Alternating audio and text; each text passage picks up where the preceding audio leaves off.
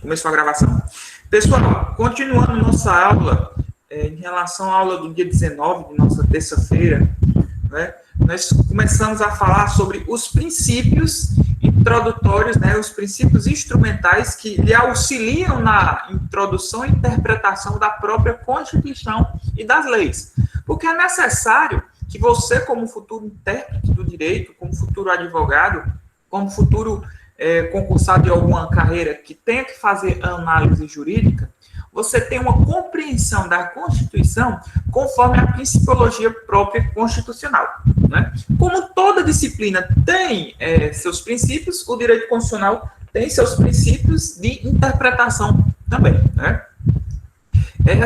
Esse estudo, basicamente, é para nós fazermos uma interpretação das normas que são conflitantes, né, porque as normas do direito costumam conflitar entre si, né, e precisamos que essas normas que são conflitantes sintonizem entre uma e outra, porque não é possível que normas constitucionais estejam em conflito permanente e uma não se sintonize à outra, né? Necessariamente diante da supremacia da Constituição, porque por a Constituição ser suprema, todas as leis e todas as normas, inclusive as constitucionais, devem estar em harmonia com a própria Constituição, né? Um exemplo disso é eu falar do artigo 5º e lá no artigo 142 ele está em conflito, ou 160 ou 210, o artigo 5º, um dos seus incisos, está em conflito com a Constituição. Isso não é sadio para a própria Constituição, né? E esse tipo de conflito enfraquece a Constituição. Esse tipo de conflito, tão quanto o conflito entre os poderes, esse conflito de interpretação constitucional enfraquece a própria Constituição. Nós falamos do princípio da supremacia da Constituição, ou seja, é necessário para que haja uma interpretação basilar, uma interpretação que siga de acordo com a Constituição, que todas as normas sejam interpretadas à luz da Constituição. A Constituição deve ser esse espelho, deve refletir sobre essas normas a constitucionalidade, e as normas devem, em sua interpretação, estar de acordo com a própria Constituição, né? Essa referida premissa estabelece que, em virtude da Constituição ocupar o ápice na estrutura normativa em nosso ordenamento, todas as demais normas, né, e atos do poder público, isso não é só normas, mas atos do poder público também, um decreto, uma portaria, e aí vocês vão ver isso mais detalhadamente em direito administrativo, tudo isso deve ser considerado válido quando estiver de acordo com a Constituição. E inválido ou inconstitucional quando estiver em descompasso com a Constituição. Até porque, a partir da análise da Constituição, com as normas que foram feitas posteriormente a ela, a partir da Constituição, nós vamos fazer análise de constitucionalidade, meus queridos, e não de recepção ou não recepção da norma. Nós também temos o princípio da interpretação conforme a Constituição, conforme visto na aula anterior, né? Que esse postulado que não se presta à interpretação das normas constitucionais propriamente dita. Com esse princípio, eu não vou interpretar artigo 5º com artigo 6º, com artigo 160, com artigo 140, não. Eu vou interpretar as normas infraconstitucionais de acordo com a própria Constituição, não é? Essa interpretação eu faço a Constituição e a legislação infraconstitucional, que encontra sua morada nas chamadas normas polissêmicas ou plurissignificativas. Como falado na aula anterior, é possível que uma norma possua 2, 3 ou mais leituras, ou mais interpretações. E qual a interpretação que eu vou dar valor para aplicar no caso concreto? Justamente aquela interpretação que está de acordo com a Constituição. Também nós falamos do princípio da presunção de constitucionalidade da lei.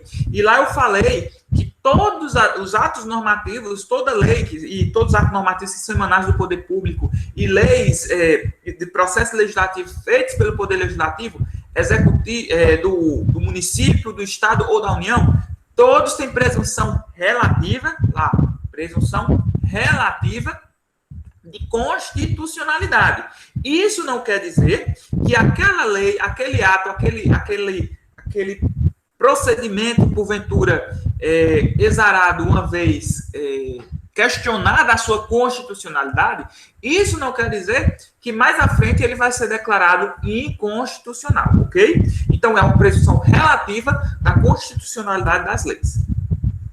E, por último, para nós finalizarmos a aula anterior, nós falamos da unidade da Constituição, o princípio da unidade da Constituição, que visava um caráter ordenado e sistematizado para as disposições constitucionais, permitindo que a Carta Constitucional seja compreendida como um todo harmônico e unitário, desprovido de antinomias reais, desprovido de conflitos desnecessários.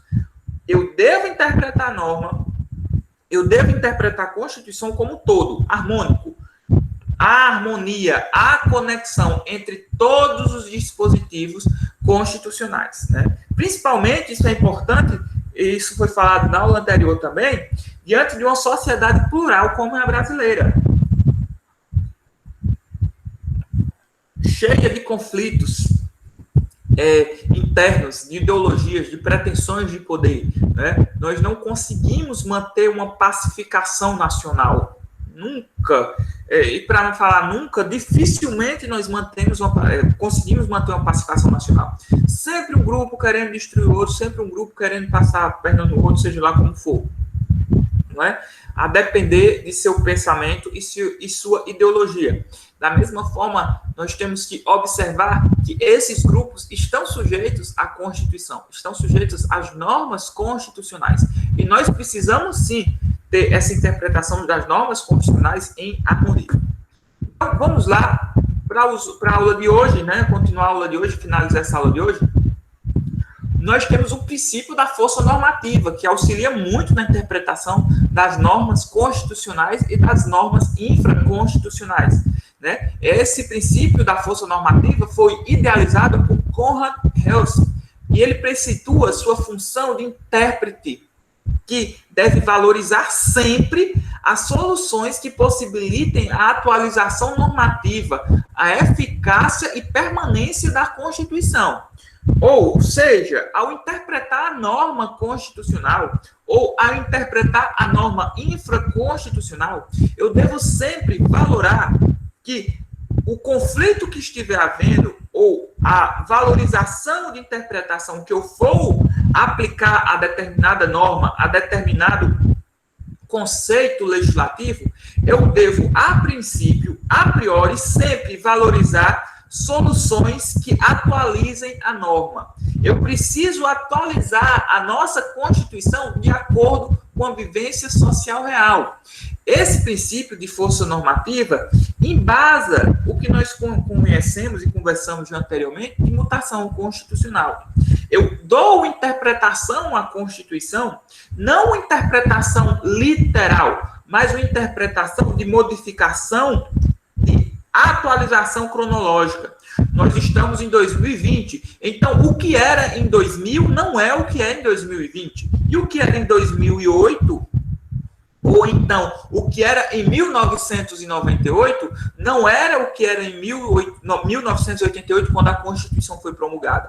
Então nós temos um lapso temporal cronológico bastante extenso, mais de 30 anos. Então as normas mudam o significado, a depender do caso concreto.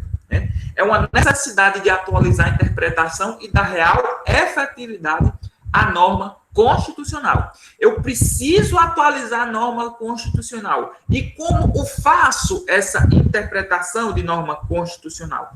Através de uma leitura para os dias atuais, sempre respeitando a essência da Constituição. Nós também temos o princípio do efeito integrador. O que significa o princípio do efeito integrador? Esse princípio do efeito integrador tem como finalidade primordial, deixa eu ver o colega de vocês entrando aqui. Pronto, Ítalo, boa noite, seja bem-vindo. Vamos continuar aqui a aula. A Lucineide também. O pessoal deixa para entrar depois das 18h30. Vamos lá, mas vamos entrando. Não perderam muita coisa não. Qualquer coisa vocês voltam um pouquinho à aula e assistem quando eu postar lá. Boa noite, Lucineide. Boa noite os demais. Vamos lá. Boa noite. Auricélio. Boa noite, Auricélio. Boa noite os demais. Nós já estamos com um tempinho da aula, viu? Auricélio e os demais. eu vou continuar aqui a aula e vocês acompanham aí. Qualquer coisa vocês veem lá no portal, ok? Vamos lá. Acabei de finalizar o princípio da força normativa e nós estamos falando, para os que chegarem agora, nós estamos falando da importância dos princípios de interpretação das normas constitucionais, a importância deles para que nós possamos entender, compreender a Constituição e as leis infraconstitucionais em comparação com a Constituição. Acabamos de falar desse princípio da força normativa que valoriza a solução dos conflitos de normas ou do conflito que porventura venha a existir de interpretação da Constituição, para que eu observe essas normas, observe a Constituição de acordo com o que está ocorrendo hoje, cronologicamente. O que era o direito em 88 não é o direito em 2020. Então, nós temos que observar de acordo com o que nós estamos observando, vendo hoje, ok? Princípio do efeito integrador. A principal finalidade desse princípio é ordenar a vida em sociedade, integrando um Estado formalmente constituído. Todas as normas devem ser interpretadas de maneira a prestigiar a unidade política instaurada pelo documento constitucional. Esse princípio do efeito integrador está muito em conflito com o que nós observamos hoje, são os próprios poderes que dão interpretação distorcida da Constituição ou não uma interpretação sem efeito integrador e causam conflito, causam ruptura do sistema político. Um exemplo claro é o que nós estamos vivenciando hoje no Brasil, não é? O STF muitas vezes toma algumas decisões e essas decisões causam conflitos por parte da população, causam conflitos que destoam da normalidade, da integração nacional, né?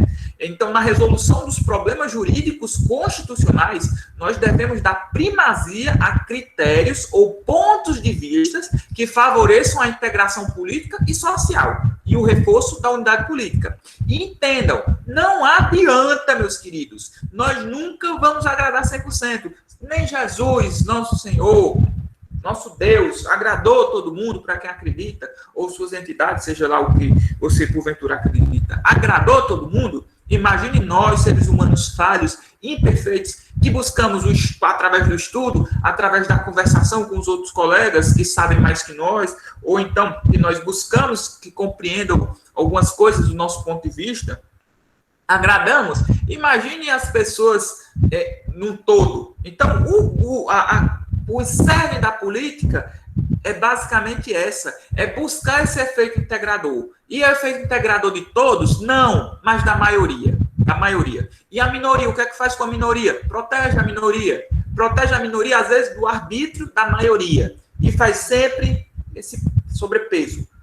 Às vezes, um lado fraco precisa do acalento, da proteção do lado forte. E assim vai. Não é para abandonar ninguém. Não deixar ninguém para trás, todo mundo junto. Às vezes, um empurrando com o outro, brigando com o outro, mas assim a gente vai levando. Então, nós temos que observar que esse princípio do efeito integrador é olhar as normas, olhar a Constituição, de forma que, ao exarar uma interpretação, eu não quebre o pacto de união entre os povos, entre as nações, entre o próprio povo brasileiro, que é uno. O povo brasileiro tem suas pluralidades, tem suas particularidades, mas é um povo só, não é? Então, nós temos que evitar dar interpretações que causem essa ruptura. É 100%? Não, porque na maioria das vezes vai ter conflito, vai ter uma pessoa ou outra que queira lhe ofender, que queira lhe maltratar, mas fazer o quê? E, por último, para nós finalizarmos a aula de princípios que buscam essa interpretação constitucional, nós temos o princípio da concordância prática ou da harmonização. Esse princípio, tal qual como o da unidade constitucional e o da concordância prática, também visa solucionar conflitos eventuais, né, e desacertos entre as normas constitucionais, né? Enquanto o princípio da unidade constitucional fala de algo abstrato, né, não é do caso concreto, mas o conflito de normas que nós estamos fazendo uma leitura, não em caso concreto, né? Esse princípio da concordância prática ou harmonização envolve normas de aplicação fática, real, que já se põe em rota de colisão, né? Porque o último acua-se perante conflitos específicos, que somente se pronunciam diante de casos concretos. Observação. Exemplo, professor. Por exemplo, meus queridos, nós temos o princípio, isso é um princípio que nós escutamos muito e eu gosto muito de trazer. Eu questiono a vocês, já a gente pode conversar um pouquinho disso, só vou finalizar utilizando um exemplo, mas eu questiono a vocês, qual princípio sobrepõe, por exemplo, a vida ou a liberdade? Do caso concreto. Nós temos que analisar o caso concreto. A vida, ao primeiro modo, você coloca lá em cima, valoriza, e diz, nada pode sobrepor a vida. Mas, meus queridos, caso concreto eu lhes apresento. E se o sequestrador está com você, sua mãe, um parente seu, com arma na cabeça, de um parente seu ou sua própria, tolhendo sua liberdade, TV mostrando, todo mundo filmando, acompanhando aquele sequestro, ele está com arma em sua cabeça. Me diga, naquele caso concreto, diante do princípio da concordância prática, o que é que mais vale? Sua liberdade e, em conjunto, sua vida, porque ele está ameaçando sua vida também, ou a vida e a liberdade daquele que está tolhendo sua vida e liberdade? Exemplos concretos nós vivenciamos várias vezes, quando o sniper vai e elimina, infelizmente, porque não há outra alternativa, ou por vezes pode utilizar-se de algo exacerbado, elimina a vida do sujeito criminoso que estava colocando em risco a vida e tolhendo a liberdade daquele sujeito. Então, tudo a depender do caso concreto, do caso de aplicação prática. Ok, meus queridos? Vamos conversar um pouquinho, né?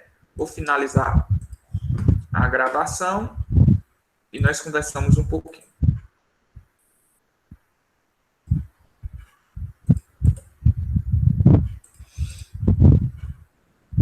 Eu só estou querendo ver aqui.